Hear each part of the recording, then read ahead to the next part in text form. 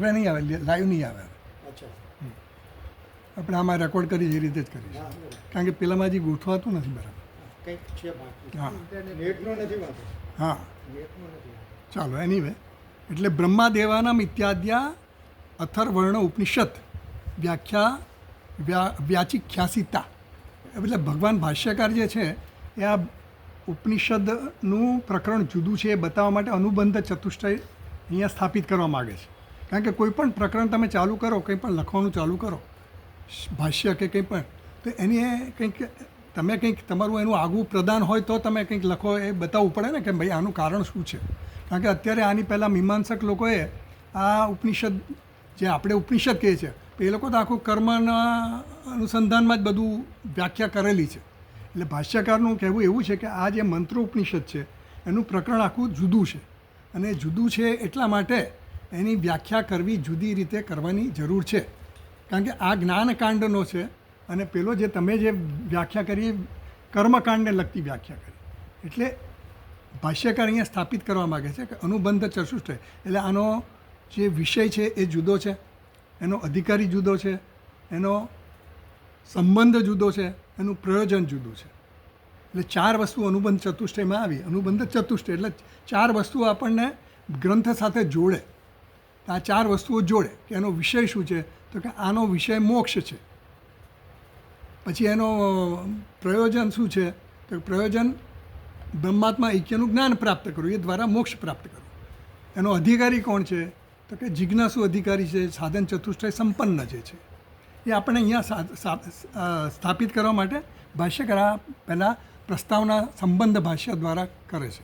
તો બ્રહ્મા દેવાનામ ઇત્યાદિ અથર્વણ ઉપનિષદ વ્યાચિખ્યાસિતા, એ વ્યાખ્યા કરવી જોઈએ એ સિદ્ધ કરવા માટે એમણે કીધું કે મારે આ વ્યાખ્યા કરવી. કારણ કે પેલા લોકો તો એમ કહે છે કે તમારે આ વ્યાખ્યા કરવાની જરૂર છે, અમે ઓલરેડી વ્યાખ્યા કરેલી જ છે, તમારે હવે નવું શું કહેવાનું છે. એટલે કહે છે અસ્યાશ્ચ વિદ્યા સંપ્રદાય કર્તૃ પારંપર્ય લક્ષણ સંબંધમ આદૌ એવ આહ સ્વયમેવ સ્તુત્ય.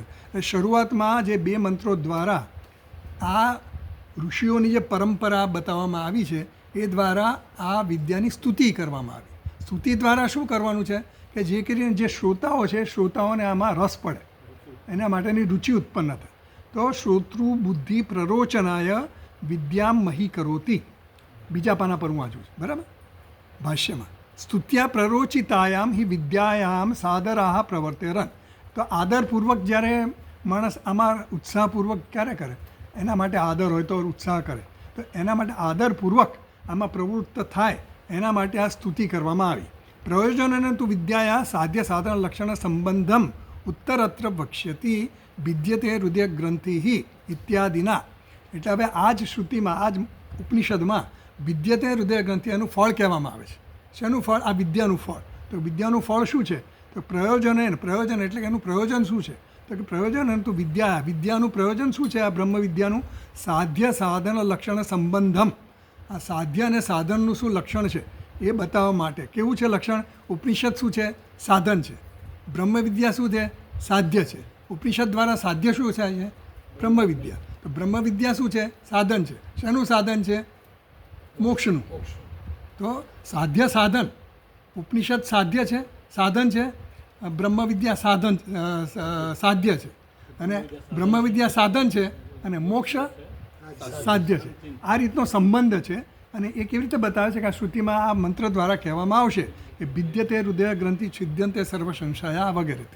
અત્ર ચ પેજ નંબર 3 પર કૈલાસાશ્રમના પુસ્તકમાં ભાષ્યમાં વાંચું પહેલી લાઈન. અત્ર ચ અપર શબ્દ વાચ્યાયામ ઋગ્વેદાદિ લક્ષણાયામ વિધિ પ્રતિષેધ માત્ર પરાયામ વિદ્યાયામ સંસાર કારણ અવિદ્યાદિ દોષ નિવર્તકત્વ નાસ્તિ. એટલે જે આ વેદમાં જે કંઈ તમે કીધું કે વેદ જે છે એની અમે વ્યાખ્યા કરી, અને વ્યાખ્યા કરી એટલે બધું આવી ગયું. તમારે વ્યાખ્યા કરે તો ભાષ્યકાર એમ કહે છે કે આમાં મંત્ર ઉપનિષદમાં પરાવિદ્યા અને અપરાવિદ્યા એ બે પ્રકારની વિદ્યાની વાત કરવામાં આવી છે.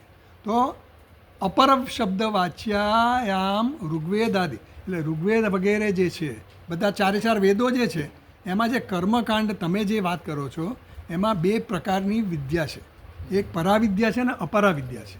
હવે અપરાવિદ્યા જે છે એ ઋગ્વેદ વગેરે જે મંત્રોમાં વિધિ અને નિષેધ દ્વારા જે કહેવામાં આવ્યું છે, એટલે કયું કર્મ કરવું જેથી કરીને મને અમુક સાધ્ય મારું જે છે એ સિદ્ધ થાય, એટલે એમાં વિદ્યા વિધિ અને નિષેધ દ્વારા કહેવામાં આવ્યું. કર્મની વિદ્યા ખરી, સાધ્યની વિદ્યા પણ છે અને સાધનની પણ વિદ્યા છે એમાં, પણ એ વિદ્યા કેવી છે? સાધ્ય સાધન લક્ષણ છે. એટલે તમારે કંઈક પ્રાપ્ત કરવું હોય તો શું કરવું એની વિદ્યા છે, એનું જ્ઞાન આપવામાં આવે છે. તો એ દ્વારા તમને જે છે પ્રાપ્ત થાય એ શું છે? અપરા વિદ્યા છે. કેમ અપરા વિદ્યા છે? કારણ કે સંસાર કારણ અવિદ્યા દોષ નિવર્તકત્વ નાસ્તિ. એ અવિદ્યારૂપી જે દોષ છે ને એનું નિવારણ કરનારી વિદ્યા નથી, એ તમને સંસારમાં રાખનારી વિદ્યા છે. એટલા માટે પરાવિદ્યાનું અમારે કહેવું પડે છે. એની આ મંત્ર ઉપનિષદ જે છે એ જુદું ગ્રંથ છે, જુદો પ્રકરણ છે, એ સાબિત કરવાનું છે. સ્વયં એવ ઉક્તા પરાપર વિદ્યા ભેદકરણ પૂર્વકમ.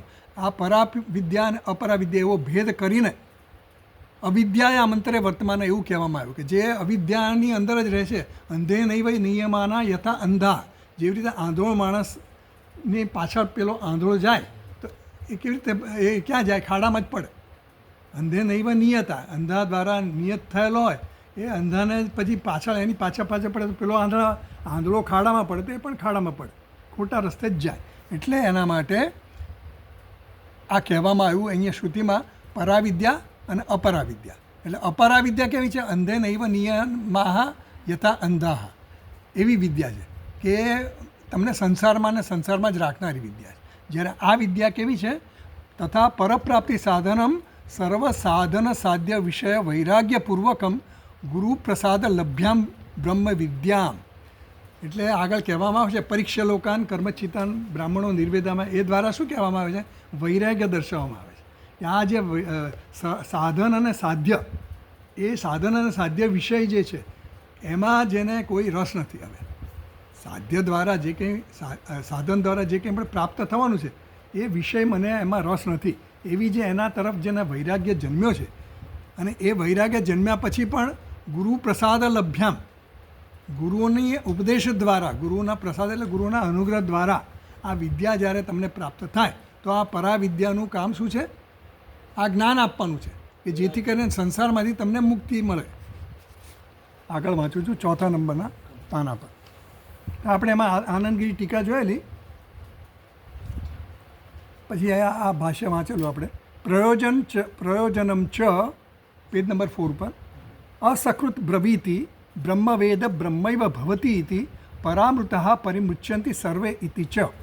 એટલે એમ કહે છે કે પ્રયોજનમ, આનું પ્રયોજન શું છે? તો બ્રહ્મવેદ બ્રહ્મૈવ ભવતી. આનું પ્રયોજન એવું છે કે બ્રહ્મને જાણવાથી બ્રહ્મ બની જવાય. આ કેવું છે જ્ઞાન? જ્ઞાન કેવું છે? પ્રાપ્તસ્ય પ્રાપ્તિ છે. પેલું જે અપરાવિદ્યામાં જે જ્ઞાન હતું એ કેવું છે? અપ્રાપ્તસ્ય પ્રાપ્તિ. અપ્રાપ્તસ્ય પ્રાપ્તિ એટલે મારી પાસે અત્યારે નથી અને મારે મેળવવાનું છે, એના માટે મારે સાધન કરવું પડે. એટલે કર્મ એનું સાધન, અને કર્મમાં દ્વારા આપણને વેદ દ્વારા ખબર પડે કે કયા ફળ માટે છે ને કયું કર્મ કરવું. તો એમ કહે છે કે આ જે અહીંયાનું જે પ્રવચન છે આ મંત્રોનું, એનું પ્રયોજન શું છે? બ્રહ્મવેદ બ્રહ્મૈવ ભવતી. બ્રહ્મને જાણનારો બ્રહ્મ બની જાય છે. હવે બ્રહ્મનો જાણનારો બ્રહ્મ બની જાય છે એ કહેવા દ્વારા શું છે કે જે તારું સ્વરૂપ છે એ સ્વરૂપને તારે પ્રાપ્ત કરવાનું છે.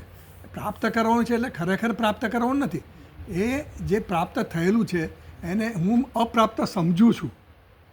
એટલે મારું જે સ્વરૂપ છે એ સ્વરૂપની આડે જે આવરણ છે ને એ આવરણને દૂર કરવાનું છે. અને હું એમ સમજું છું કે મારે બહાર શોધવાનું છે. મારું સ્વરૂપ કેવું છે? સચ્ચિત આનંદ સ્વરૂપ છું. હું આનંદ સ્વરૂપ છું. આનંદ ક્યાં છે? બહાર છે એવું હું અત્યારે માનું છું. પણ શ્રુતિ એમ કહે છે કે તું તો આનંદ સ્વરૂપ છે. હવે એ અનુભવ મને થતો નથી. કેમ નથી થતો? કારણ કે બહિર્મુક્તા છે એટલા માટે. પરાંચિકાની વ્યતૃણ સ્વયંભૂ તસ્માત પરાન પશ્યંતિ નાંતર આત્મા તરફ મારી નજર થતી નથી. કેમ? કારણ કે મારી બધી ઇન્દ્રિયો ક્યાં છે? બહિર્મુક્તા છે એટલા માટે. એટલે એમ કહે છે કે અંતર્મુખ થવા માટે આ વિદ્યા તમારે ભણવી પડે. તમને જ્ઞાન ક્યારે થશે? જ્યારે તમે અંતર્મુખ થશો તો જ. અને એના માટે ગુરુ પાસે જવાનું વગેરે વગેરે વિધિ કહે છે આપણને. એટલે પરીક્ષા લોકાન કર્મ બ્રાહ્મણો નિર્વેદમાં નાસ્તિ અકૃત કૃતેને એવો નિર્ણય થવો જોઈએ કે મને એવો નિર્ણય થઈ જાય કે અકૃત એટલે કર્મ દ્વારા નહીં પ્રાપ્ત, એને અકૃત કહેવાય. નાસ્તિ અકૃત કૃતેન કર્મણા ન પ્રાપ્ત. એટલે જે વસ્તુ અકૃત જે વસ્તુ છે એટલે શું છે? હું જે છે, આત્મા જે છે, બ્રહ્મ જે છે એ કેવું છે? અકૃત. એ કર્મથી પ્રાપ્ત થાય એવું નથી. એટલે એમ કહે છે કે નાસ્તિ અકૃત કૃતેન, એટલે કર્મ દ્વારા બ્રહ્મની પ્રાપ્તિ થાય નહીં. આ જે જ્ઞાન એવું છે કે જે પ્રાપ્ત છે એની જ પ્રાપ્તિ છે, પણ પ્રાપ્ત હોવા છતાં મને એનું જ્ઞાન નથી. તો જ્ઞાનની આડે જે કંઈ આવરણ છે એ આવરણને દૂર કરવા માટેની આ વિદ્યા છે. તો પરામૃતઃ એનું ફળ શું? પરામૃતઃ પરિમુચ્યંતિ સર્વે. એવું પણ કહેવામાં આવ્યું કે આ જે જ્ઞાન પ્રાપ્ત કરે છે એ અમૃતત્વને પ્રાપ્ત કરે છે અને મુક્ત થઈ જાય છે. આટલે સુધી આપણે કરેલું ભાષ્ય. તો હવે જો આનંદગીરી ટીકામાં 5મી લાઈન છે. પહેલાં આપણે એવું સમજેલા કે સ્મરણ માત્રેના, 4થી લાઈનમાં એવું કીધેલું, સ્મરણ માત્રેના આનંદગીરી ટીકામાં જ સ્મરણ માત્રેના મળ્યું બધાને? સ્મરણ માત્રેના વિસ્મૃતિ સ્ફુરણ લાભે સુખ પ્રાપ્તિ પ્રસિદ્ધે રજ્જુ તત્વ જ્ઞાન માત્રાચ સર્પજન્ય ભય કંપાદિ દુઃખ નિવૃત્તિ પ્રસિદ્ધેશ્ચ ન પ્રવૃત્તિ નિવૃત્તિ સાધ્યત્વમ પ્રયોજનસ્ય એકાંતિકત્વમ. એમ કહેવા માગે છે કે સ્મરણ માત્ર વિસ્મૃતિ સ્ફુરણ લાભે. મારા આપણે જોયેલું, મારા ગળામાં સુવર્ણની કંઠી મેં પહેરી છે, પણ મને વિસ્મૃતિ થઈ ગઈ કે ક્યાં છે. મને આમ ખ્યાલ નહીં આવ્યો કે મારા ગળામાં જ છે અને હું શોધું બહાર. પણ જ્યારે મને સ્મૃતિ થઈ જાય તો પછી શું થાય? મને ખબર પડે કે અરે આ તો મારા ગળામાં જ છે. એટલે પ્રાપ્ત જ હતી, પણ પ્રાપ્ત જ થઈ. જેમ આપણે દાખલો આપેલો ને, પેલો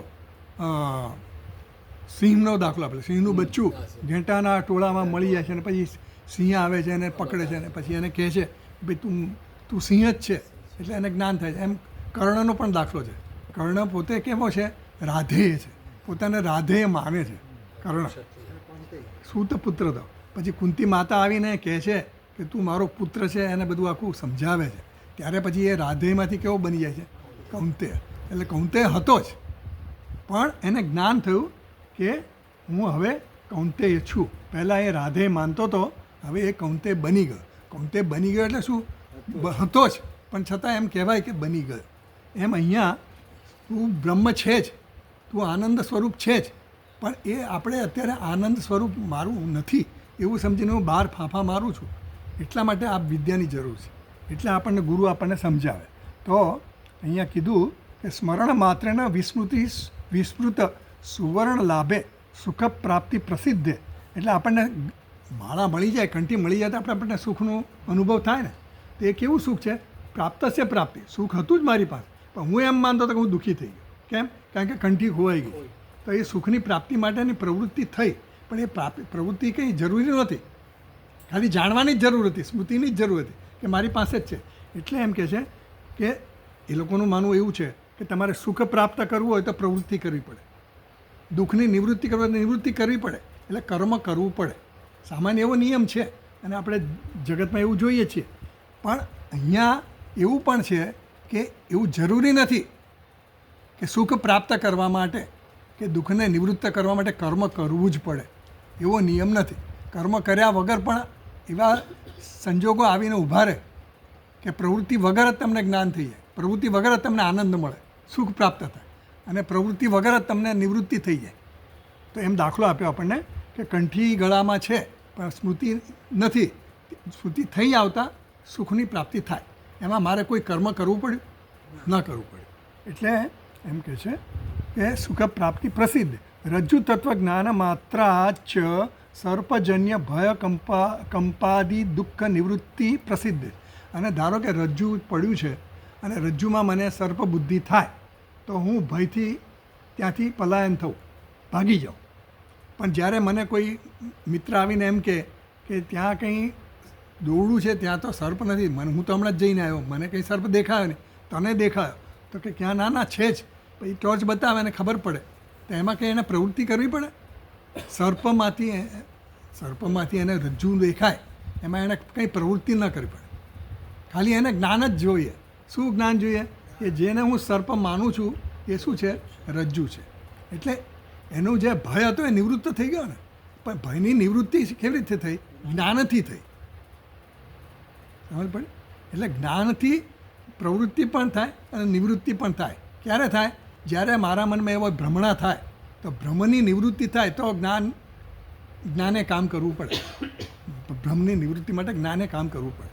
એટલે એમ કહે છે કે સર્પજન્ય ભય કંપાદી દુઃખ નિવૃત્તિ પ્રસિદ્ધેશ્ચ ન પ્રવૃત્તિ નિવૃત્તિ સાધ્યત્વમ પ્રયોજનસ્ય એકાંતિ. એટલે એવો નિયમ નથી કે પ્રવૃત્તિ અને નિવૃત્તિ કરો તો જ તમને સુખની પ્રાપ્તિ અને દુઃખની નિવૃત્તિ થાય. એના વગર પણ એવા સંજોગો, એવા પ્રસંગો બને કે જે વખતે તમને સુખની પ્રાપ્તિ અને દુઃખની નિવૃત્તિ થાય. એટલે અજ્ઞાન જે છે તમારું અત્યારે, એ અજ્ઞાન અત્યારે તમે એમ માનો છો કે મને અજ્ઞાન નથી, મને જ્ઞાન જ છે બધું. અને જ્ઞાન છે એ મારું જ્ઞાન કેવું છે? વિપરીત જ્ઞાન છે. તો એ વિપરીત જ્ઞાનની નિવૃત્તિ કરવી પડે મારે, ત્યારે મારા સાચા સ્વરૂપનું જ્ઞાન થાય. અત્યારે મારું વિપરીત જ્ઞાન શું છે? હું દુઃખી છું, હું અલ્પ છું. હુંનું જ્ઞાન કેવું છે મારું? અલ્પ છું, દુઃખી છું, સુખ બહાર છે. આ બધા વિપરીત જ્ઞાન છે. તો મને આ જ્ઞાન થશે કે હું કેવો છું? સચ્ચિદાનંદ સ્વરૂપ છું. શાસ્ત્ર ભલે કહે પણ મારો એ અનુભવ નથી, એટલે હું બહાર શોધું છું. તો એમ કહે છે કે એવો નિયમ નથી કે તમારે સુખ માટે કે દુઃખની નિવૃત્તિ માટે પ્રયત્ન કરવો પડે. હવે આગળ વાંચું છું એમાં જ, ટીકામાં જ. અતઃ વિશ્રબ્ધમ શ્રુતિ પ્રયોજન સંબંધમ વિદ્યાયા અસકૃત બ્રવીતિ. અતઃ એટલે આથી જ વિશ્રબ્ધમ શ્રુતિ પ્રયોજન સંબંધમ વિદ્યાયા અસકૃત બ્રવીતિ. એટલે વિદ્યા સાથેનો વિદ્યાયા પ્રયોજન સંબંધમ, વિદ્યાનો પ્રયોજન સાથેનો શું સંબંધ છે? એ શ્રુતિ વિશ્રબ્ધમ અસકૃત બ્રવીતિ. વિશ્રબ્ધમ એટલે ખાતરીપૂર્વક, આમ છાતી ઠોકીને, એટલે કે આમ વિશ્વાસપૂર્વક શ્રુતિ કહે છે. શું કહે છે? વારંવાર કહે છે. અસકૃત એટલે શું કહે છે? વિદ્યા સાથેનો આ પ્રયોજન એટલે કે પુરુષાર્થનો સંબંધ, અંતિમ પુરુષાર્થ જે મોક્ષ છે એનો સંબંધ વિદ્યાનો છે એવું વારંવાર શ્રુતિ આપણને કહે છે. તસ્માત તત્ પ્રકાશક ઉપનિષદ વ્યાખ્યેયત્વમ સંભવતી. અને તેથી જ પ્રકાશક ઉપનિષદ વ્યાખ્યેયત્વ, ઉપનિષદોનું પ્રકાશન કરવા માટે જ આ મારે વ્યાખ્યા કરવી જોઈએ એવું ભગવાન ભાષ્યકાર સ્થાપિત કર્યું. ભગવાન ભાષ્યકારે સ્થાપિત કેમ કરવું પડ્યું? કારણ કે મીમાંસકોનો મત એવો છે કે આ બધા જ મંત્રો જે છે એ કર્મમાં ઉપયોગી હોવા જોઈએ. એમણે અર્થ એવો કર્યો કે જે મંત્રો સીધા કર્મમાં લાગુ નથી પડતા કે એમાં ઉપયોગ નથી, તો એ અર્થવાદ તરીકે સમજવાના. અર્થવાદ એટલે કે સ્તુતિ તરીકે સમજવાના. એટલે કે જે યજમાન છે, કોઈ પણ કર્મ કરનારો છે, એને એમ કહેવામાં આવે કે તું બ્રહ્મ છે, તત્ત્વમસી, તું બ્રહ્મ છે, તું મહાન છે, એવું કહેવામાં આવે. એના દ્વારા એનું કર્મ એ સારી રીતે કરી શકે, અને સારી રીતે કર્મ કરે એટલે એનું ફળ પણ એને સારી રીતે મળે. એટલે એ દ્વારા અર્થવાદ રૂપે આ મંત્રો છે. તત્વમસી વાક્ય જે છે, અહમ બ્રહ્માસ્મિ એ છે, અયમ બ્રહ્મ, અયમ આત્મા બ્રહ્મ, એ બધા જે મહાવાક્યો છે એ બધા કેવા છે? અર્થવાદ વાક્ય છે એવું કહેવામાં આવે. એટલે એમ કહે છે કે આ શ્રુતિ વારંવાર આ બધા પ્રયોજનને સંબંધિત આ વિદ્યા છે. એટલે પ્રયોજન શું છે? મોક્ષ. જીવનનું પ્રયોજન મોક્ષ છે. તો એ મોક્ષ સાથેનું આનું પ્રયોજન વિદ્યાનું છે એવું વારંવાર કહેવામાં આવે છે. તસ્માત પ્રકાશક ઉપનિષદ, એટલે આ ઉપનિષદ જે છે એ શેનું પ્રકાશન કરે છે? બ્રહ્મ વિદ્યાનું પ્રકાશન કરે છે. એ બ્રહ્મ વિદ્યાનું જ્ઞાન આપવા દ્વારા આપણને મોક્ષનું પ્રકાશન કરે છે. એટલે મોક્ષ કેવી રીતે પ્રાપ્ત થાય અને મોક્ષની આડે શું આપણને અવરોધ છે એનું પ્રકાશન કરવા દ્વારા આ ઉપનિષદ, એનો વિષય જુદો બને છે. વિષય શું બન્યો? ઉપનિષદનો વિષય શું બન્યો? બ્રહ્મ વિદ્યા. પ્રયોજન શું બન્યું? મોક્ષ. એટલે આ મોક્ષનું પ્રયોજન સિદ્ધ કરવા માટે બ્રહ્મ વિદ્યા આવશ્યક છે. અને સંબંધ કહે છે પછી આગળને, સંબંધ છે પ્રતિપાદક, પ્રતિપાદ્ય. વિષય પ્રતિપાદ્ય છે શું છે? મોક્ષ. અને ગ્રંથ શું કરે છે? પ્રતિપાદક છે. ગ્રંથ એ પ્રતિપાદન કરે છે. તો એમ કહે છે એટલા માટે અમારે વ્યાખ્યા કરવી જોઈએ. એ ભાષ્યકારે સિદ્ધ કરે. યચ્ચ આહુહુ એક. હવે અહીંયા એક દેશી જે છે એ અહીંયા થોડો વિરોધ કરે છે, પોતાનો મત બતાવે છે. ભાષ્યકારે કહી દીધું કે આ વ્યાખ્યા કરવી જોઈએ, કારણ કે પહેલાં મીમાંસકનો પક્ષ હતો, એ લોકો કર્મને જ માનતા હતા કે કર્મ દ્વારા જ તમને મોક્ષ પ્રાપ્ત થાય. એ ભાષ્યકારે સિદ્ધ કર્યું કે કર્મનો અહીંયા કોઈ ઉપયોગ નથી, જ્ઞાનનો જ અહીંયા જ્ઞાનનું જ પ્રતિપાદન છે. અને એટલા માટે આ મંત્રો જે છે એ કર્મમાં ઉપયોગી નથી. મંત્રને મૂળ ઉપયોગ એનો જ્ઞાન પ્રાપ્ત કરવા માટેનો છે. તો એમ કહે છે કે યચ્ચ આહુ એકદેશી. હવે એકદેશી એટલે શું છે કે એ વેદાંતી છે ખરો, પણ અમુક અંશમાં જ એ વેદાંતી છે. એટલે એ કર્મને જ્ઞાન સાથે સમુચ્ચય કરીને મોક્ષ પ્રાપ્ત થાય એવો મતવાળો છે. એની વાત કરે છે. એકદેશીન સ્વાધ્યાય અધ્યયન વિધેહ અર્થ અવબોધ ફલસ્ય ત્રૈવર્ણિક અધિકારત્વાદ અધીત ઉપનિષદ જન્યે બ્રહ્મજ્ઞાને અસ્તિ એવ સર્વેષામ અધિકારઃ. એ એમ કહે છે કે સ્વાધ્યાય અધ્યયન વિધેહે, વેદમાં એમ કહેવામાં આવ્યું સ્વાધ્યાયો અધ્યેતવ્ય. દરેક વ્યક્તિએ પોતાના વેદની શાખાનું અધ્યયન કરવું જોઈએ. એટલે સ્વાધ્યાય અધ્યેતવ્ય કરવું જ જોઈએ, વિધિ આપી. એટલે દરેક જણાએ પોતાના વેદની શાખાનું અધ્યયન કરવું જોઈએ. તો સ્વાધ્યાય અધ્યયન વિધેહ અર્થ અવબોધ ફલસ. અને કેવી રીતે? અર્થના જ્ઞાન સાથે સ્વાધ્યાય, ખાલી પાઠ કરવાનો નહીં, પણ અર્થ સહિત પાઠ થવો જોઈએ. એ કેવું કીધું? ત્રૈવર્ણિક અધિકારત્વાય. એમાં અધિકાર કોનો છે? ત્રણે ત્રણ વર્ણનો અધિકાર છે. એટલે બ્રાહ્મણ, ક્ષત્રિય અને વૈશ્ય ત્રણેય વર્ણોવાળાઓએ આ સ્વાધ્યાય કરવો જોઈએ. પોતાની વેદની શાખાનું અધ્યયન કરવું જોઈએ અને અર્થ સહિત કરવું જોઈએ. ખાલી પાઠ કરો તો એનું ફળ ન મળે, અર્થ સહિત કરો તો જ એનું ફળ મળે. અધિકારત્વાદ અધીત ઉપનિષદજન્ય બ્રહ્મજ્ઞાને અસ્તિ એવા સર્વેશામ અધિકાર. તો આ ઉપનિષદ જે છે, વેદાંત જે છે, એ પણ વેદના અંતર્ગત જ છે ને. એટલે સ્વાધ્યાયો અધ્યેતવ્ય કીધું એટલે વેદનું અધ્યયન કરવાનું, પોતાની શાખાના વેદનું અધ્યયન કરવાનું. તો વેદનું અધ્યયન કરવામાં વેદાંત પણ આવી જ ગયું ને, કારણ કે વેદાંત પણ એના અંતર્ગત છે. તો બ્રહ્મજ્ઞાને, તો વેદાંતમાં બ્રહ્મજ્ઞાનની વાત છે. તો ત્રણેય વર્ણોને વેદાંતનો પણ અધિકાર છે એવું કહેવામાં આવ્યું. સમજ પડી? સ્વાધ્યાયો અધ્યેતવ્ય દ્વારા ત્રણેય વર્ણને સ્વાધ્યાયનો અધિકાર છે એવું કહ્યું. તો વેદાંત છે એ પણ વેદને અંતર્ગત છે. તો ત્રણેય વર્ણનો વેદાંત માટે પણ અધિકાર છે એવું કહેવામાં આવ્યું. તો આગળ કહે છે તતઃ સર્વાશ્રમ કર્મ સમુચ્ચિતા એવ બ્રહ્મ વિદ્યા મોક્ષ સાધનમ ઇતિ તત્ર આહ. એટલા માટે હવે એનો મત એવો છે. તેથી તતઃ સર્વાશ્રમ કર્મ સમુચ્ચિતા એવ, બધા જ આશ્રમ કર્મો કરનારા જે છે એની સાથે સમુચ્ચિતા એવ, એની સાથે બ્રહ્મ વિદ્યા મોક્ષ, એના સાથે બ્રહ્મ વિદ્યા હોય તો એ મોક્ષનું સાધન બને. સમજ પડે? એનો અભિપ્રાય એવો છે કે બધા તતઃ સર્વાશ્રમ, બધા જ આશ્રમ ધરાવનારા, એટલે બ્રહ્મચર્ય હોય કે ગૃહસ્થ હોય કે વાનપ્રસ્થ હોય કે સંન્યાસ આશ્રમ, બધા જ આશ્રમ કર્મ સમુચ્ચિત. એટલે દરેક જણને પોતપોતાના આશ્રમ પ્રમાણેના કર્મ હોય. ગૃહસ્થનો ગૃહસ્થ આશ્રમનો કર્મ હોય, બ્રહ્મચર્યનો બ્રહ્મચર્યનો, વાનપ્રસ્થને વાનપ્રસ્થ. તો એ બધા આશ્રમ કર્મ સમુચ્ચિતા, એની સાથે જ બ્રહ્મ વિદ્યા મોક્ષનું સાધન બને.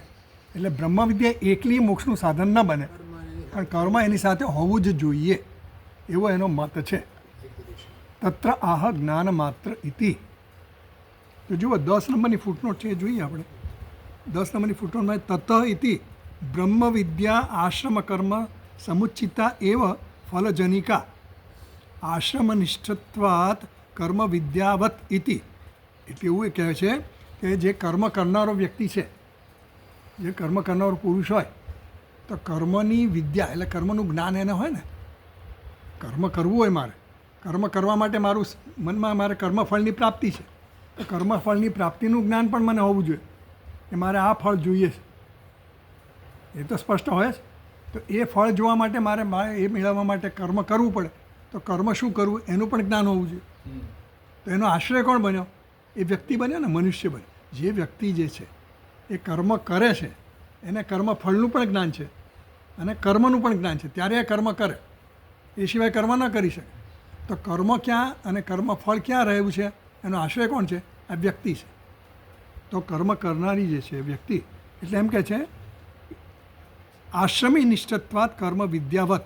એટલે કર્મ વિદ્યા જે રીતે આ પુરુષમાં આશ્રયિત છે, એમ જે ગૃહસ્થ છે કે બ્રહ્મચારી છે કે સંન્યાસી છે કે વાનપ્રસ્થી છે, તો એ જે આશ્રમ ધર્મ પ્રમાણે કર્મ કરનારો જે છે, તો આશ્રમ ધર્મ ક્યાં રહેલા છે? એ વ્યક્તિમાં જ રહેલા છે ને.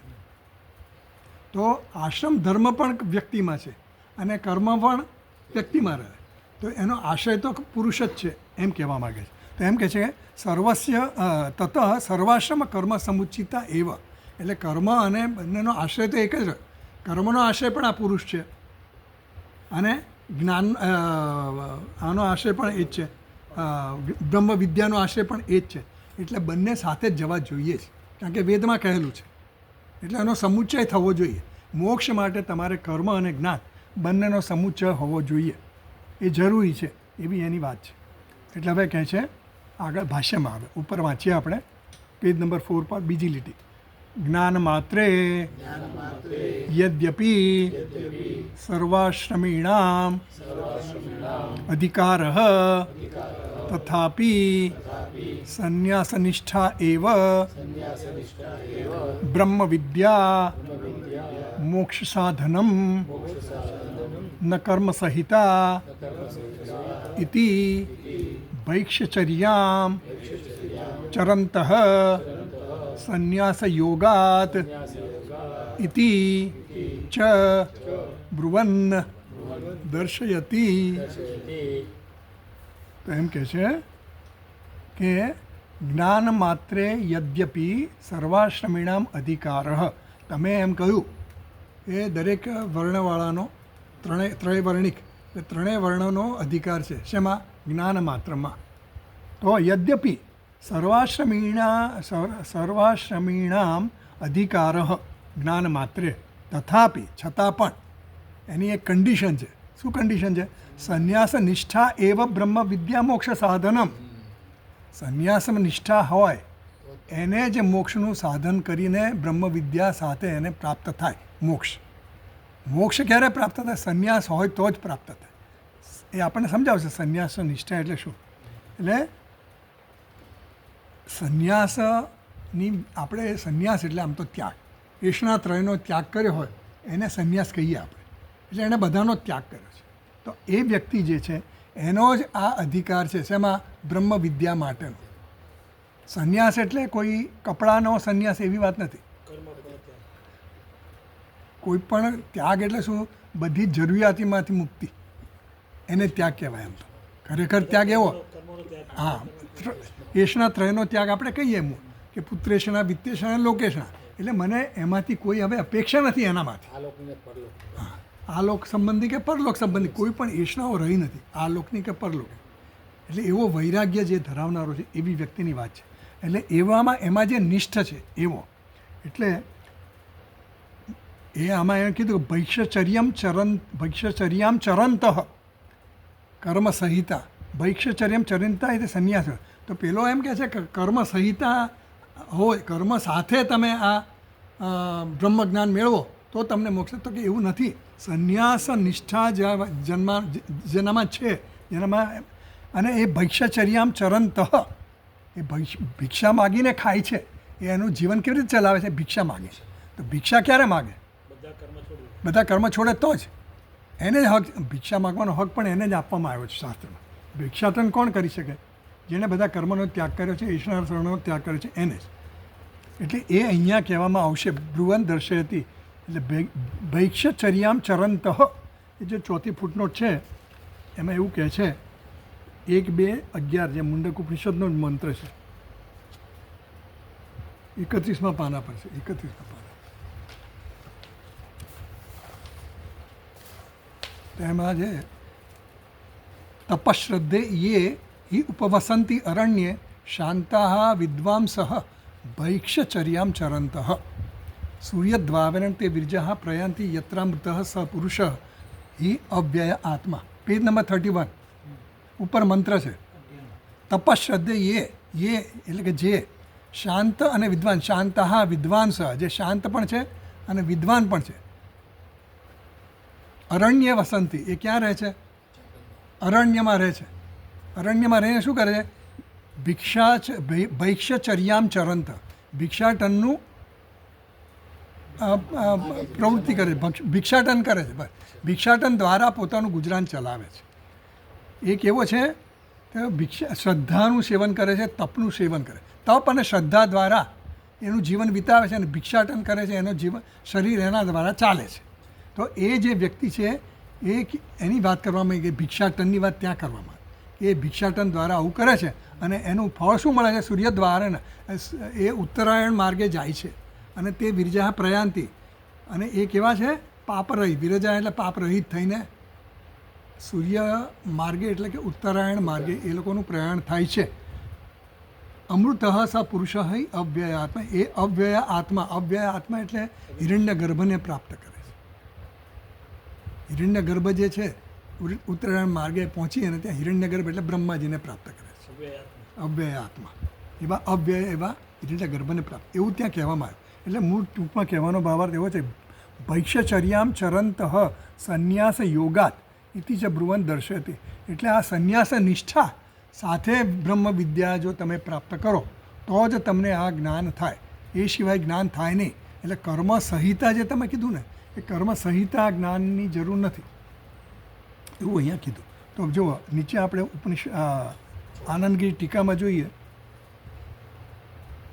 સર્વસ્વ ત્યાગાત્મક સંન્યાસ નિષ્ઠા એવ. મળ્યું બધાને નીચેથી? છેલ્લી 5મી લાઈન. સર્વસ્વ ત્યાગાત્મક સંન્યાસ નિષ્ઠા એવ પરબ્રહ્મ વિદ્યા મોક્ષ સાધનમ ઇતિ વેદા દર્શયતિ. એ વેદમાં એવું કહેવામાં આવ્યું છે કે સર્વસ્વ ત્યાગાત્મક, બધા જ પ્રકારનો ત્યાગ, એવો સંન્યાસ. સંન્યાસ ભગવાને તો સંન્યાસ કીધો, કોને સંન્યાસ કીધો? યોન દ્વેષ્ટિને કાંક્ષતી, જે રાગદ્વેષ રહિતનો છે, કર્મયોગી જે છે, એના માટે પણ એણે એવું કીધું. હરિઓમ. હા, એના માટે પણ કીધું. એ કેવો છે? સંન્યાસી છે. જ્ઞેયસ નિત્ય સંન્યાસી યોન દ્વેષ્ટિને કાંક્ષતી. તો એવો સંન્યાસીની વાત નથી અહીંયા. એ સંન્યાસી કીધો એ ગૌણ સંન્યાસી કીધો. ભગવાને સંન્યાસીના 3 પ્રકાર ત્યાં બતાવ્યા. આમ તો એક તો રાગદ્વેષથી રહી છે એને પણ સંન્યાસી તરીકે બિરદાવ્યો. બીજો જે વિદિશા સંન્યાસી છે, વેદિતું વિચાર, જે બધું જ હવે છોડી ઈષ્ણાત્રયનો ત્યાગ કરીને પછી સંન્યાસ લીધો છે વિધિવત, એને પણ સંન્યાસી કીધો. અને એક એવો છે વિવિધિશા સંન્યાસ, એટલે વૈધ સંન્યાસ. તો એનું હવે શું છે કામ? ખાલી આ જ્ઞાન પ્રાપ્ત કરવું એ જ એનું, એને હવે કોઈ કર્તવ્ય રહ્યા નથી. એટલે આશ્રમ ધર્મમાંથી પણ એ થોડો મુક્ત થયો. એણે હવે વિવિધ સંન્યાસ લઈ લીધો એટલે એને કોઈ કર્તવ્યનો બોજો નથી. અને ત્રીજો વિદ્વત સંન્યાસ, એટલે એ કેવો છે? એ તો એને કોઈ કર્તવ્ય કે કોઈ કર્મ કરવાની જરૂર નથી, એવો છે. એ તો પરિચરણ કરે છે બસ. બીજે એને કોઈ જગ્યાનું સ્થાન પણ નક્કી નથી, એને કોઈ પોતાના શરીરની પણ ચિંતા નથી, એવો છે ને. એવો જ્ઞાની જે પરમહંસ સંન્યાસ. આમ તો 4 પ્રકારના સંન્યાસી કીધા, કુટીચક ને પછી બહુદક, કુટીચક, પછી હંસ અને પરમહંસ. આવા 4 સંન્યાસીઓના પ્રકાર કીધા. એમાં પરમહંસ જે છે એ તો બ્રહ્મમાં નિષ્ઠ છે, જે એટલે એને કોઈ પોતાના શરીરની પણ ચિંતા નથી, એવો સંન્યાસ.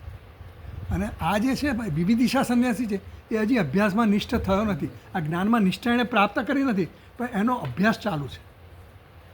એટલે એ નિષ્ઠા પ્રાપ્ત કરવાનો પ્રયત્ન જ કરે છે, બીજો કોઈ એનો પ્રયત્ન નથી.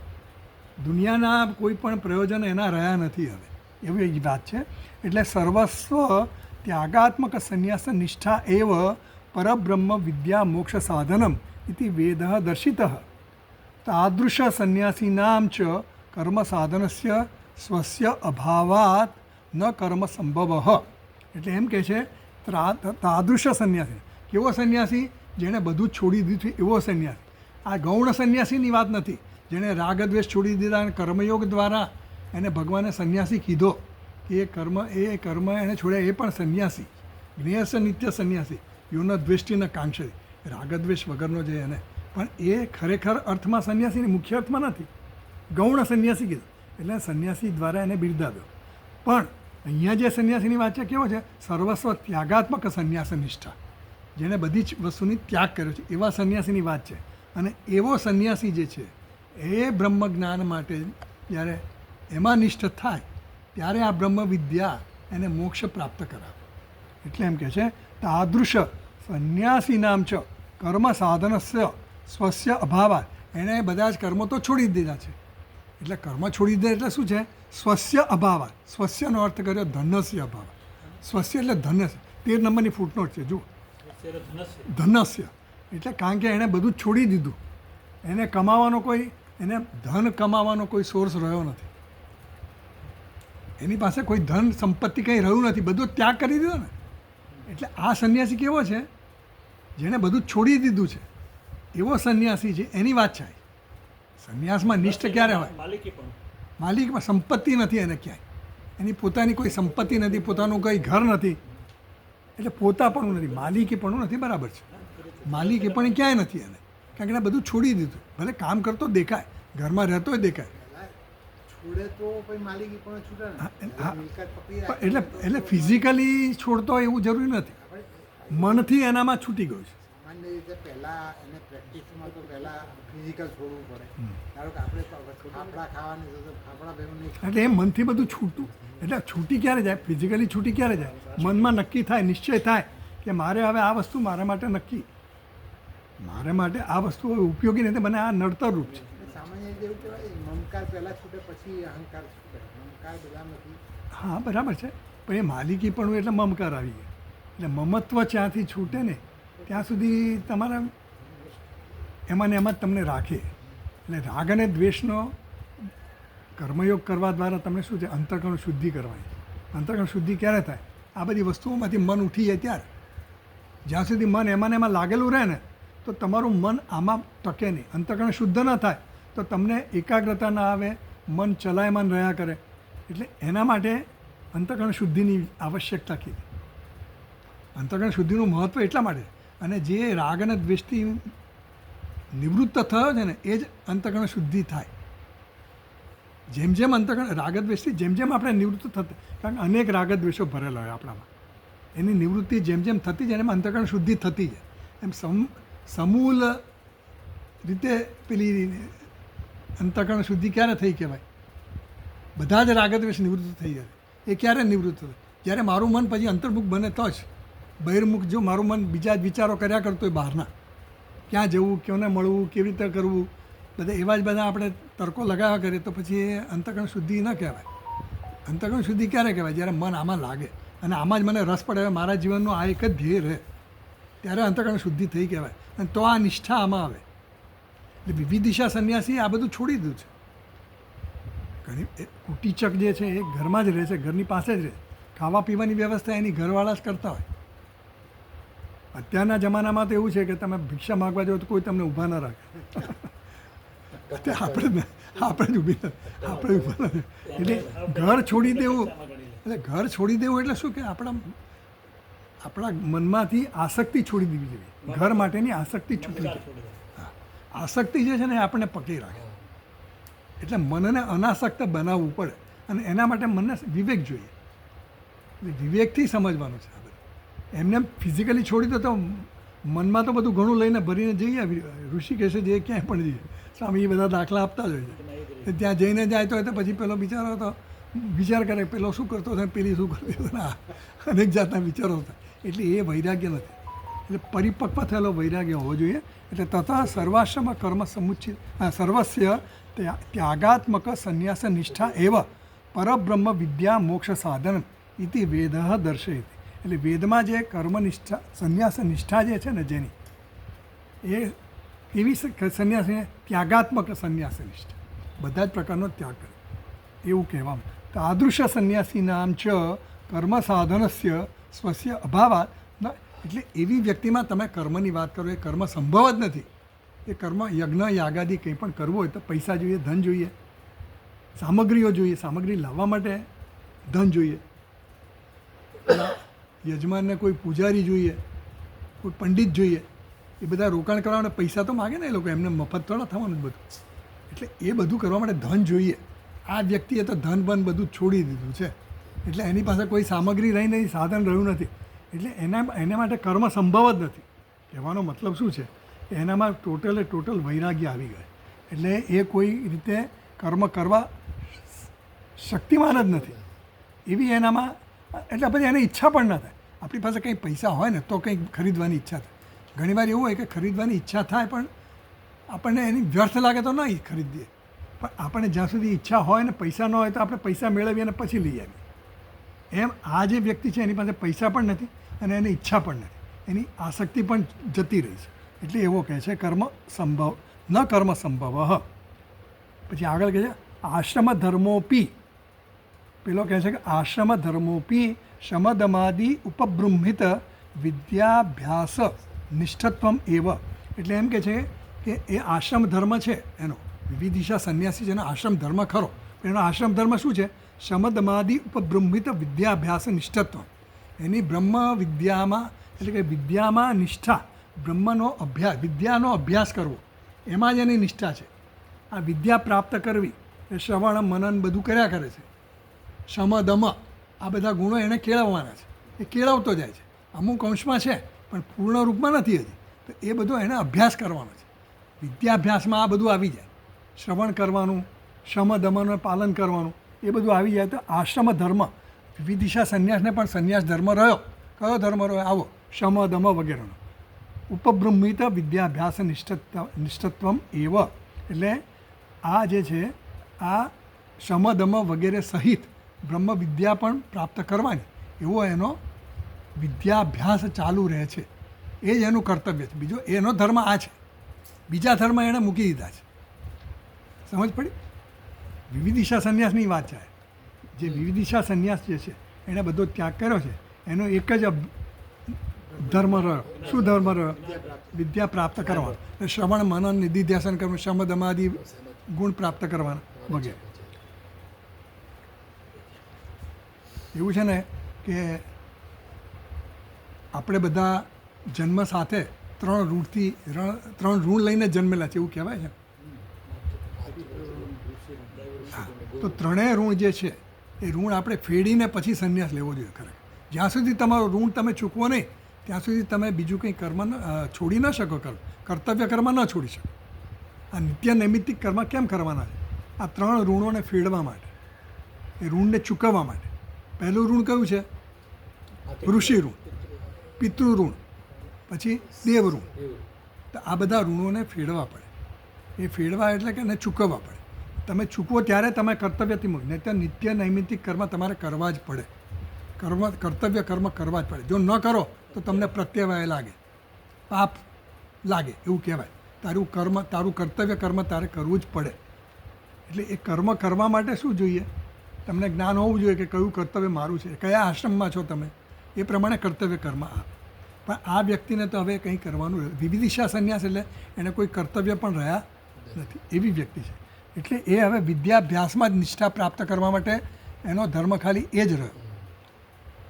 તેષામ શૌચ આચમનાદિ અપી તત્વતઃ ન આશ્રમ ધર્મ લોકસંગ્રહાર્થત્વાत्. એટલે ધારો કે વિવિધિશા સંન્યાસી જે છે અથવા તો જે વિદ્વત સંન્યાસી છે એ પણ ધારો કે શૌચમ એટલે શુદ્ધિકરણને એનું ધ્યાન રાખતો હોય, આચમન વગેરે કંઈ કરતો હોય, તો એ કરતો હોય એ એને તત્વતઃ ન આશ્રમ ધર્મ, એને એ પોતાની દૃષ્ટિએ એને કોઈ આ બધા કરવા જોઈએ એવું નથી, પણ એ ઉદાહરણ રૂપે લોકસંગ્રહ એટલે લોકોને ઉદાહરણ રૂપ થવા માટે કર્મ કરતો દેખાય આપણને.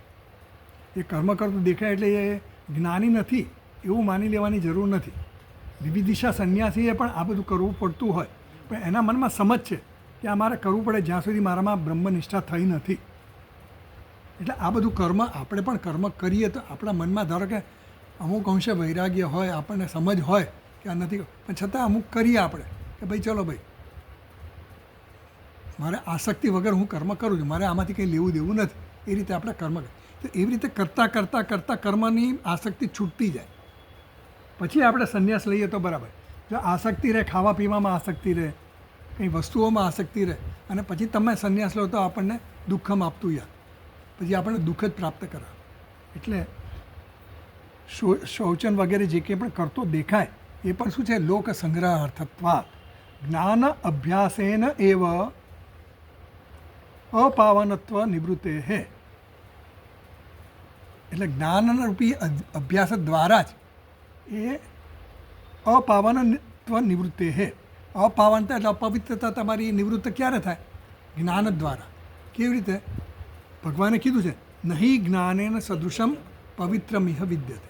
એટલે આ જ્ઞાન જે છે એના જેવું કોઈ પવિત્ર આ જગતમાં કંઈ છે નહીં.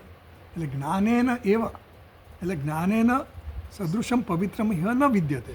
તો જ્ઞાન અભ્યાસેન એવ અપાવનત્વ નિવૃત્તે હે.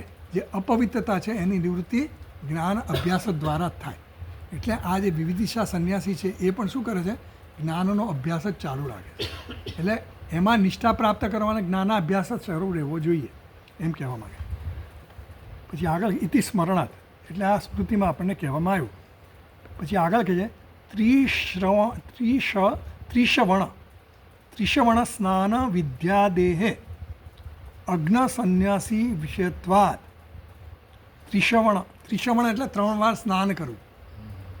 ત્રિશવણ સ્નાન વિદ્યાદેહે. આ જે 3 વાર સ્નાન કરવાની વિધિ, ત્રિકાળ સંધ્યા કરવાની વિધિ, આ બધી જે વિધિઓ જે છે એ કોના માટે છે? અગ્ન સંન્યાસી વિષયત્વાદ. જે અજ્ઞાની છે એના માટે છે. ત્રિકાળ સંધ્યાને બધું કોણે કરવાનું? જે અજ્ઞાની છે, હજી સંન્યાસી થયો નથી પૂરેપૂરો, એના માટે આ ત્રિકાળ સંધ્યા. કારણ કે આ બધું જોવામાં આવે. ધારો કે આ આવું કરે છે, ત્રિકાળ સંધ્યા કરે છે, પૂજાય કરે, બધુંય કરે, તો એના કારણ શું? તો કે ભાઈ એને કરવું પડે છે. કેમ? કે હજી એની નિષ્ઠા નથી તે એટલે કરતો હોય, અથવા તો નિષ્ઠા છે છતાંય કરતો હોય તો શું છે કે ઉદાહરણ રૂપે લોક સંગ્રહાર્થ. કારણ કે એનું યદ્યદાચરતી શ્રેષ્ઠ, જે શ્રેષ્ઠ માણસો કરતા હોય એને અનુસરતા હોય બધા, એટલે એના માટે એ કરતા હોય. અતઃ કર્મ નિવૃત્ત્યા એવ સાહિત્યમ જ્ઞાનસ્ય ન કર્મણા ઇત્યર્થ. એટલે એમ કહે છે કે અતઃ કર્મ નિવૃત્ત્યા એવ સાહિત્યમ જ્ઞાનસ્ય ન કર્મણા. એટલે જ્ઞાન સાથે કર્મની આવશ્યકતા નથી. કર્મ નિવૃત્ત્યા એવ, કર્મની નિવૃત્તિ દ્વારા જ તમારે આ જ્ઞાન પ્રાપ્ત કરવું જોઈએ. તો જ તમને બ્રહ્મજ્ઞાન થાય. નહીં તો બ્રહ્મજ્ઞાન ન થાય. મોક્ષની પ્રાપ્તિ ક્યારે થાય? કર્મમાંથી નિવૃત્ત થવું. કર્મ એટલે કર્તવ્ય કર્મમાંથી અથવા તો કર્તાપણામાંથી, કર્તૃત્વ ભાવનામાંથી નિવૃત્ત થવું. જ્ઞાની માણસને કર્તૃત્વ ભાવના નથી. હું કરતા છું એવો નથી. જ્યારે આપણે કર્મ કરીએ તો હું કરતા છું, અને હું કરતા છું એટલે મારે કંઈક કર્મફળની પ્રાપ્તિ કરવી છે એટલા માટે હું કરતા છું. કરનારો જે છે એને કર્મફળની ઈચ્છા છે. એટલે મારામાં અકર્તાપણું હોય, આત્મા કેવો છે? અકર્તા છે. મારામાં અકર્તાપણું જ્યારે આવે ત્યારે મારે કોઈ કર્તવ્ય પણ રહેતું નથી, અને મારે આ કરવું જ પડે એવી કોઈ નિત્ય નૈમિત્તિક કર્મ પણ રહ્યા નહીં. ઇતશ્ચ ન કર્મ સમુચ્ચિતા. આગળ વાંચું છું આમાં આનંદગીરી. ઇતશ્ચ ન કર્મ સમુચ્ચિતા વિદ્યા મોક્ષ સાધનમ ઇતિ આહ. ઇતશ્ચ એટલે બીજા અન્ય કારણથી પણ કર્મ સાથે વિદ્યા મોક્ષનું સાધન નથી એવું કહેવા માટે વિદ્યા કર્મ વિરોધાચ.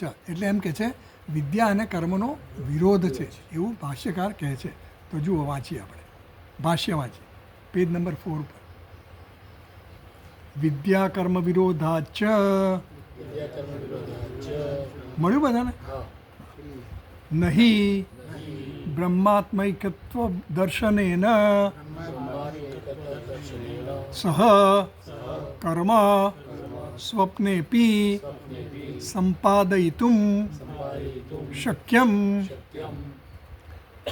કર્મ અને વિદ્યાનો શું છે? વિરોધ છે. વિદ્યા કર્મ વિરોધાચ. વિદ્યા અને કર્મનો વિરોધ છે. કઈ રીતે વિરોધ છે? કર્મમાં શું જોઈએ? કર્તાપણું જોઈએ. હું કર્મ કરું છું એવું ક્યારે આવે? અજ્ઞાન હોય ત્યારે.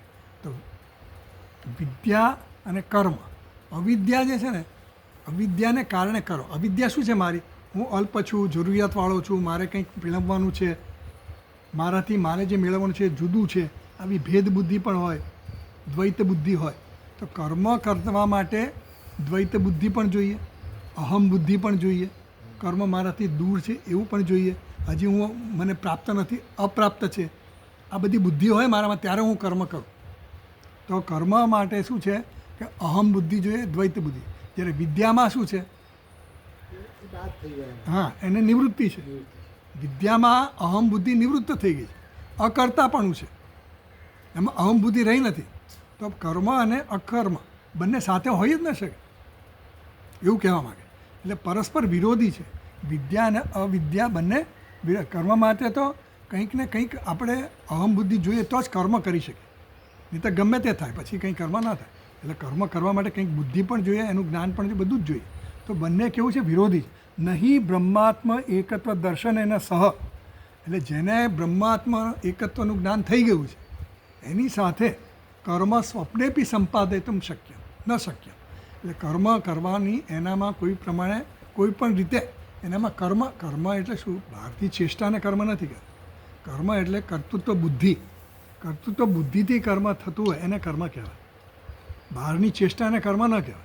તો આ જે જ્ઞાની જે છે, જેને જ્ઞાન થઈ ગયું છે કે બ્રહ્મ અને આત્મા એક જ છે એવું દર્શન જેને છે, એની સાથે કર્મ સ્વપ્નમાં પણ શક્ય નથી એવું કહેવા માંગે. હા, સંપાદયિતું ન શક્યમ, કર્મ સ્વપ્નેપી સંપાદયિતું ન શક્યમ એવું કહ્યું. તો આગળ જુઓ, અહીંયા આપણને આનંદગીરી સમજાવે છે 5 નંબરના પાના પર પહેલી લીટી. 5 નંબરના પાના પર આનંદગીરી. અકર્તૃ છેલ્લો શબ્દ, અકર્તૃ બ્રહ્મૈવ અસ્મિ ઇતિ કરોમિ ચ ઇતિ સ્ફુટ વ્યાઘાત ઇત્યર્થ. અકર્તૃ બ્રહ્મ એવ અસ્મિ, જ્યારે એને જ્ઞાન થયું ત્યારે શું છે? હું કેવો છું ભાઈ? હું તો અકર્તા આત્મા છું. બ્રહ્માત્મા ઈક્યનું જેને જ્ઞાન થયું એ કેવો છે? હું અકર્તા છું એવું જેને જ્ઞાન છે. એટલે અકર્તૃ બ્રહ્મ એવ અસ્મિ, અહમ અસ્મિ ઇતિ, અને પાછો હું કરું છું એવું બે સાથે ન હોઈ શકે. એ તો સ્ફુટ એ સ્પષ્ટ છે, વ્યાઘાત છે, બધો તો વ્યાઘાત. જે બોલે છે અને પછી એમ કહે છે મારા મોઢામાં જીભ નથી. હું એમ કહું મારા મોઢામાં જીભ નથી, મારા મોઢામાં જીભ નથી તો બોલે જ કેવી રીતે? એટલે બધો તો વ્યાઘાત એને કહે. વ્યાઘાત એટલે શું? વિરોધાભાસ છે એકદમ જ. વંધ્યાપુત્ર આવી રહ્યો છે, એટલે વંધ્યાપુત્ર, વંધ્યા કીધી ને પછી પુત્ર ક્યાંથી હોય એને? એટલે આવા બધા વાક્યો આપણને કહેવામાં આવે છે અહીંયા. તો એમ કહે છે કે વેદો તો વ્યાઘાત, એટલે તમે બોલો છો અને પાછા એમ કહો છો કે મારા મોઢામાં જીભ નથી. આ તો હા, હું તો બોબડો છું. બોબડો તો બોલે, બોબડો છે તો બોલે તો કરો. બોબડો બોલે મૂંગો ન બોલે. બોબડો તો બોબડું બોલે. પણ એ તો એમ કહે છે કે હું કરતા છું, અકર્તા છું એવું જેને જ્ઞાન છે, અને પછી હું કરું છું એવું કહે તો એ તો બંને વિરોધાભાસ. હા, એટલે વિરોધાભાસી છે એમ કહે છે. પછી આગળ કહે યદા બ્રહ્માત્મ એકત્વમ વિસ્મરતી, પેલો કહે છે કે ધારો કે ભૂલે છું, કે પેલો ભૂલી ગયો કે હું બ્રહ્મ છું. સમજ કે પેલાને બ્રહ્મ જ્ઞાન થઈ ગયું પણ છતાંય કોઈક વાર એ ભૂલી જાય. યદા બ્રહ્માત્મૈકત્વમ વિસ્મરતી તદા ઉત્પન્ન વિદ્ય અપી કરિષ્યતિ, તો પછી એનામાં વિદ્યા જતી રહી. બ્રહ્મ વિદ્યા એટલે હું અકર્તા છું એવું ભૂલી ગયો અને હું કરું છું એવું થઈ જાય. તો એ શું છે? હું કરિષ્યથી, તો એ કરે. ધારો કે પહેલાંમાં વિસ્મૃતિ થઈ જાય કે હું બ્રહ્મ છું, હું અકર્તા છું એવું ભૂલી જાય, અને પછી એનામાં આવી જાય તો કે હા ચાલો હું કરું છું, હું કરું હવે કરો. તત સમુચ્ચય તો ત્યારે સમુચ્ચય થાય કે નહીં ભાઈ? એટલે પેલો ભૂલી જાય, એનામાં વિસ્મૃતિ થઈ ગઈ કે હું બ્રહ્મ છું એવું વિસ્મૃતિ થઈ ગઈ. અને ધારો કે એને એમ થયું કે હું કરતા છું, હું અકર્તા છું એ ભૂલી ગયો, અને હું કરતા છું એવું થઈ જાય ત્યારે તો એ કર્મ કરે. તો પછી તે વખતે તો એ થાય કે નહીં સમુચ્ચય? ત્યારે તો એના કર્મ અને વિદ્યાનો સમુચ્ચય. પેલો ભૂલી ગયો પછી વિદ્યા ક્યાં રહી? આમ તો ખરેખર તો વિદ્યા રહે જ નહીં, સમુચ્ચયની સંભાવના જ નથી. પણ એવું એક એને તુક્કો લગાવે. ઇતિ ન વાંચે એવું વાંચવા, એવું તમારે સમજવાનું નહીં ભાઈ. એટલે આગળ કહે છે વિદ્યાયાહ. તો ઉપર જુઓ ભાષ્યમાં 5 નંબરના પાના, વિદ્યાયાહ કાલ વિશેષ અભાવાત અનિયત નિમિત્તત્વાત કાલ સંકોચ અનુપપત્તિ. એમ કે છે વિદ્યાયાહ, આ બ્રહ્મ વિદ્યા સંપાદન કરવા માટે તમારે વિદ્યા મેળવવી હોય તો શું છે? કાલ વિશેષ અભાવ. એના માટે કોઈ કાળની જરૂર નથી કે અમુક કાળ થશે ને, તમે 5 વર્ષ કરશો ને પછી 5 વર્ષમાં તમને સર્ટિફિકેટ મળી જશે એવું આપણને કહે ને. આ કોર્સ કરો એટલે 5 વર્ષમાં તમને મળી જાય. 1 વર્ષનો યોગા કરો એટલે એમાં યોગાનું સર્ટિફિકેટ મળી જાય, વગેરે વગેરે. એટલે તમને આ બધા સર્ટિફિકેટો મળી જાય. તો આને માટે વિદ્યા માટે કંઈ એવા સર્ટિફિકેટ મળે?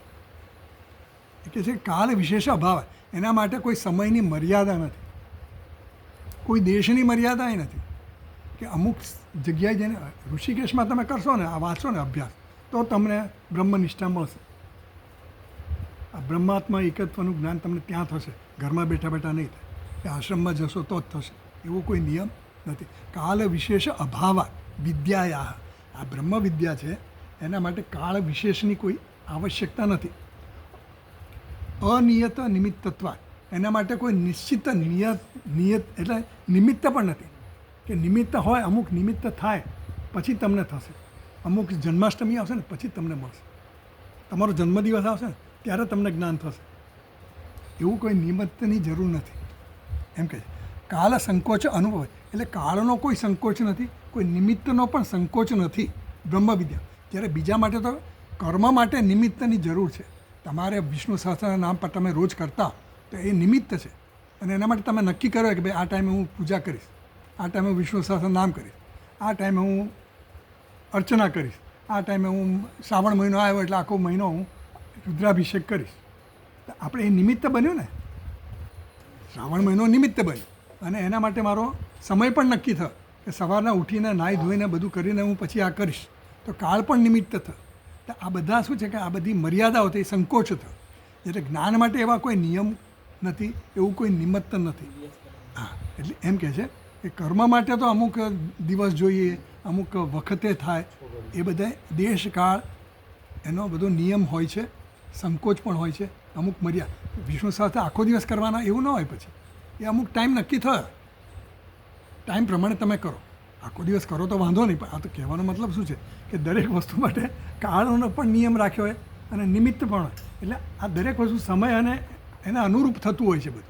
જ્યારે જ્ઞાન માટે કોઈ નિમિત્ત નથી કે તમારે સવારના ભણશો તો જ થશે, રાત્રે ભણશો તો નહીં થાય, એવા કોઈ નિયમ નહીં. વિદ્યા માટે તમે 24 કલાક 24/7 તમે ભણ્યા જ કરો તોય વાંધો નથી. અને જ્ઞાન ક્યારે થશે એનો પણ કોઈ નિયમ કે નિમિત્ત નથી કે અમુક સમય પછી જ થશે, એવો નિયમ થઈ પણ જાય. જ્યારે ન થાય ત્યાં સુધી તમારે કરો. ક્યાં સુધી કરવાનું? બસ કર્યા જ કરવાનું, જ્યાં સુધી ન થાય ત્યાં સુધી કરવાનું. હા, એટલે એનો કોઈ ફિક્સ ટાઈમ નથી, એનો કોઈ નક્કી નિશ્ચિત ટાઈમ નથી, નિશ્ચિત કાળ નથી, નિશ્ચિત નિમિત્ત નથી, એવું કહેવા વાળું. અને જ્ઞાનમાં તો કર્તૃત્વની ભાવના જરૂર નથી, કર્મમાં તો કર્તૃત્વની ભાવનાની પણ જરૂર છે. એટલે આ બધી બંને વસ્તુ વિરોધાભાસી છે એમ કહેવા માગે છે. એટલે બંનેનો સમુચ્ચય થવાની સંભાવના નથી એમ કીધું. તો આગળ કહે છે આમાં આનંદગીરી ટીકામાં જો ત્રીજી લીટી 5મા પાના પર નનુ, હજી પેલો પ્રશ્ન કરે છે, નનુ ગૃહસ્થાનામ અંગીરહ પ્રભૃતિનામ વિદ્યા સંપ્રદાય પ્રવર્તકત્વ દર્શનાત ગૃહસ્થાશ્રમ કર્મભિઃ સમુચ્ચય લિંગાત અવગમ્યતે ઇતિ આશંક્ય આહ. હજી એને શું દેખાય છે? આ જે પરંપરા દેખાડી ને, બ્રહ્માજી શરૂ કરીને અંગીરસ સુધીની જે પરંપરા દેખાડી, એ બધા ગૃહસ્થો હતા ને. બ્રહ્માજીએ પોતાના જ્યેષ્ઠ પુત્રને આ જ્ઞાન પ્રદાન કર્યું એવું કીધું. તો જ્યેષ્ઠ પુત્ર ક્યારે હોય? ગૃહસ્થી હોય તો જ હોય ને. અને એને જ્ઞાન પછી આ જે પરંપરા પણ પુત્ર અને શિષ્યની પરંપરા જે આવી, એ પણ પિતા પુત્રની પરંપરાથી જ આવ્યું છે જ્ઞાન. તો એમ કહે છે કે ગૃહસ્થ, તો એ લોકો ગૃહસ્થ જ હોય ને ભાઈ, એ તો નક્કી થઈ ગયું ગૃહસ્થ છે, પુત્ર વગેરે કીધું. તો કે નનુ ગૃહસ્થાનામ અંગીરહ પ્રભૃતિ નામ, અંગીરસ વગેરે જે કંઈ કીધાય, વિદ્યા સંપ્રદાય પ્રવર્તકત્વ દર્શના, અને એ લોકો જ આ વિદ્યાના પ્રવર્તકો છે એવું કીધું. ગૃહસ્થાશ્રમ કર્મભી, અને ગૃહસ્થાશ્રમ કર્મ કરનારાય છે. તો એ સમુચ્ચય જ બતાવ્યો ને ભાઈ, એ લોકો ગૃહસ્થાશ્રમમાં છે અને બ્રહ્મ વિદ્યા પણ એમની પાસે છે, કારણ કે પરંપરા આપણી સુધી પહોંચાડી. વિદ્યા હોય તો જ પહોંચાડે ને ભાઈ. ઉપદેશયત્ની તે જ્ઞાનમ જ્ઞાનીના તત્વદર્શિન, એ આપણને ઉપદેશ કરશે એવું ભગવાને કીધું. ક્યારે? કોઈ જ્ઞાની હોય તો કરે ને, કે આ લોકો હશે તો જ થયું હશે ને જ્ઞાન આપણી સુધી પહોંચ્યું કેવી રીતે. એટલે એમ કહે છે કે વિદ્યા સંપ્રદાય કરતા પણ હોય અને એ લોકો ગૃહસ્થ ધર્મનું પાલન પણ કરતા હોય, તો એનો સમુચ્ચય થયો કે નહીં ભાઈ? એ લિંગ થયું કે નહીં? એ ચિહ્ન થયું કે નહીં? એનાથી તો નક્કી થાય કે નહીં કે એ લોકો ગૃહસ્થ પણ છે કર્મ પણ કરે છે અને બ્રહ્મ વિદ્યા પણ. એટલે જ્ઞાન અને કર્મનો સમુચ્ચય થવો જોઈએ એવો એનો આગ્રહ છે. એટલે હવે આગળ કહે છે, આપણે વાંચીએ ભાષ્યમાં 5 નંબરના પાના પર પહેલી લીટીમાં છેલ્લું વાક્ય. યત્તુ ગૃહસ્થેષુ બ્રહ્મ વિદ્યા સંપ્રદાય કર્તૃત્વાદી લિંગમ ન તત સ્થિત ન્યાયમ બાધિતુમ ઉત્સહતે નહીં વિધિશતેનાપી તમઃ પ્રકાશયોઃ એકત્વ સંભવઃ શક્યતે કર્તુમ કિમુત લિંગૈઃ કેવલૈઃ ઇતિ યત્તુ ગૃહસ્થેષુ બ્રહ્મવિદ્યા સંપ્રદાય કર્તૃત્વાદી લિંગમ ન તત્સ્થિત ન્યાયમ બાધિતુમ ઉત્સહતે. એમ કહે છે કે ભાઈ તમે ભલે એવું કહેતા હો, પણ ગૃહસ્થેષુ બ્રહ્મ વિદ્યા સંપ્રદાય કર્તૃત્વાદી લિંગ, તમે જે લિંગ બતાવ્યું, લિંગ એટલે કે ચિહ્ન બતાવ્યું કે એ લોકો ગૃહસ્થો છે, ગૃહસ્થાશ્રમમાં જ રહીને બ્રહ્મ વિદ્યા પ્રાપ્ત કરી અને આ વિદ્યાનો સંપ્રદાયનો કરતા રહ્યા, એટલે સંપ્રદાયનો પ્રચારક રહ્યા, એ લોકો પ્રવૃત્ત થયા, પ્રવર્તક રહ્યા. એ લિંગ ઉપરથી એ લોકો કર્મ પણ કરે છે ગૃહસ્થ ધર્મ પ્રમાણેનું અને બ્રહ્મ વિદ્યા પણ પ્રાપ્ત કરી છે. અને એટલે તમે જે કીધું એને આ તર્કથી, તમારા આ ન્યાયથી, એટલે એ આને બાધિત કરતી નથી. કોને બાધિત નથી? કર્મ સમુચ્ચય થવો જોઈએ એ તમે જે કહો છો ને એ વસ્તુ શક્ય નથી. એટલે એમ કહે છે યત્તુ ગૃહસ્થેષુ બ્રહ્મ વિદ્યા સંપ્રદાય કર્તૃત્વાદી લિંગમ, કર્તૃત્વ વગેરે જે લિંગ તમે કહો છો, ન તત્સ્થિત ન્યાયમ, એટલે કર્મ વિદ્યા અને કર્મનો જે વિરોધ છે એ ન્યાય છે. ન્યાય એટલે નિયમ. નિયમ શું છે? વિદ્યા અને કર્મ સાથે ન થઈ શકે. એ ન્યાય જે છે એને બાધિત કરી શકતી નથી. કેમ? તો કે એ ચિહ્ન તમે જોયું ગૃહસ્થ છે એટલે એ ચિહ્ન દ્વારા તમે કહો, પણ ગૃહસ્થ છે એટલે ઘરમાં રહે એટલે એનો અર્થ એવો નથી કે ગૃહસ્થ થઈ જાય. ઘરમાં રહેનારી દરેક વ્યક્તિ કંઈ ગૃહસ્થ હોય એવું જરૂર ને. ગૃહસ્થ કોને કહીએ? જેનામાં ગૃહસ્થ બુદ્ધિ હોય એને. જેને ગૃહસ્થ કર્મ કોને કરવાના? ગૃહસ્થ જે પોતાને ગૃહસ્થ માને એને. જે ગૃહસ્થ પોતાને માનતો ન હોય, ભલે ઘરમાં રહેતો હોય પણ પોતાને ગૃહસ્થ ના માને તો એ ગૃહસ્થ નથી. જેનામાં ગૃહસ્થ કર્મની બુદ્ધિ ક્યારે જમે કે હું ગૃહસ્થ છું ત્યારે એને ગૃહસ્થના કર્મ લાગુ પડે. હા, પણ જેને ગૃહસ્થમાં ઘરમાં રહેવાથી ગૃહસ્થ નથી થતો. ગૃહે તિષ્ઠતી એમ કહીએ એ ગૃહસ્થ કહેવાય, પણ ઘરમાં રહે છે પણ એના મનમાં એ ગૃહસ્થ પણ નથી એમ કહેવા માંગે.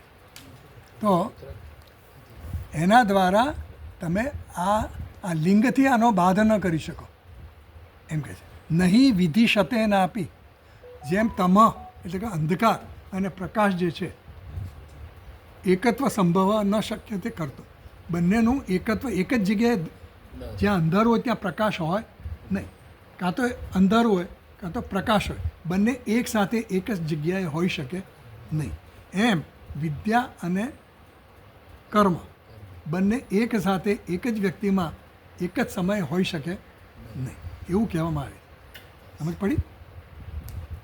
તો તમે જે આ લિંગ બતાવ્યું જે વસ્તુ તર્કને સંગત ન હોય ને, ન્યાય સંગત એટલે તર્ક સંગત ન હોય, તો જે વસ્તુ તર્ક સંગત ન હોય એ લિંગ તમે બતાવી ન શકો, એને પ્રમાણભૂત ન કહેવાય. આ તમે જે કીધું એ તર્ક સંગત નથી.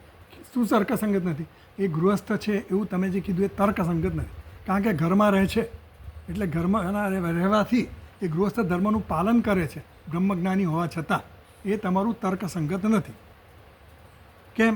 કારણ કે ગૃહસ્થ ધર્મ જે છે એ ગૃહસ્થ ધર્મ એના મનમાં નથી, એનામાં ગૃહસ્થપણું ઘરમાં નથી. ઘરમાં રહે છે ખરો પણ એ ગૃહસ્થપણું ક્યાં છે? બુદ્ધિમાં હોવું જોઈએ, એ નથી એનામાં. એવું આપણને આગળ સમજાવશે. ચાલો આટલે સુધી રાખીએ આપણે. ઓમ પૂર્ણમદ પૂર્ણમિદમ પૂર્ણાત પૂર્ણમુદચ્યતે પૂર્ણસ્ય પૂર્ણમાદાય પૂર્ણમેવાવશિષ્યતે. ઓમ શાંતિ શાંતિ શાંતિ. શંકરમ શંકરાચાર્યમ કેશવમ બાદરાયણમ સૂત્રભાષ્યકૃતૌ વંદે ભગવन्तૌ પુનઃ પુનઃ. ઈશ્વરો ગુરુરાત્મેતિ મૂર્તિભેદવિભાગિને વ્યોમવત વ્યાપ્તદેહાય દક્ષિણામૂર્તયે નમઃ. ઓમ શાંતિ શાંતિ શાંતિ. હરિ ઓમ શ્રી ગુરુભ્યો નમઃ. હરિ ઓમ.